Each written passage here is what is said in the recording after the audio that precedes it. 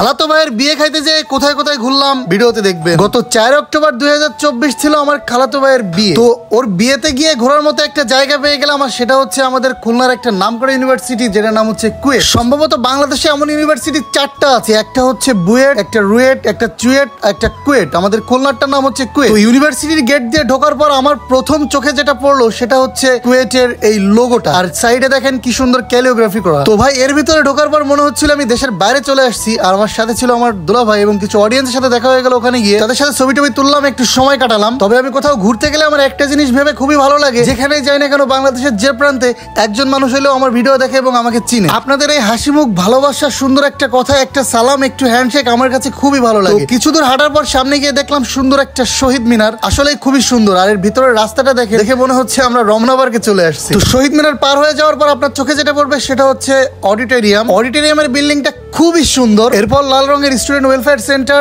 তারপর হচ্ছে এই যে এখানে একটা মুক্তিযুদ্ধের চেতনায় উদ্বুদ্ধ হয়ে বানানো একটা ভাস্কর্য আছে, যেটা দেখতে খুবই সুন্দর। আর এই যে বিল্ডিং গুলো দেখেন, লাইব্রেরি গুলো দেখে মনে হচ্ছিল আমি এর ভেতরে চলে যাই। তবে সত্য কথা বলতে কুয়েটের প্রশংসা করতে করতে দিন পার হয়ে যাবে, তবু তার সৌন্দর্যের প্রশংসা করা শেষ হবে না। তো যা হোক, সময় কম ছিল, ভেতরে যতটুকু যেতে পারছি খুবই ভালো লাগতেছিল, পরিবেশ খুবই মনোরম একটা পরিবেশ। তো ঘোরাঘুরি করতে করতে আমাদের ফিরে আসার সময় হয়ে গেল এবং আমরা ফিরে আসলাম। আর আমার কাজিনের বিয়ের 2টা ব্লগ আসতেছে পরপর, তো ব্লগ 2টা দেখার জন্য এখনই পেজটি ফলো দিয়ে সাথে থাকুন।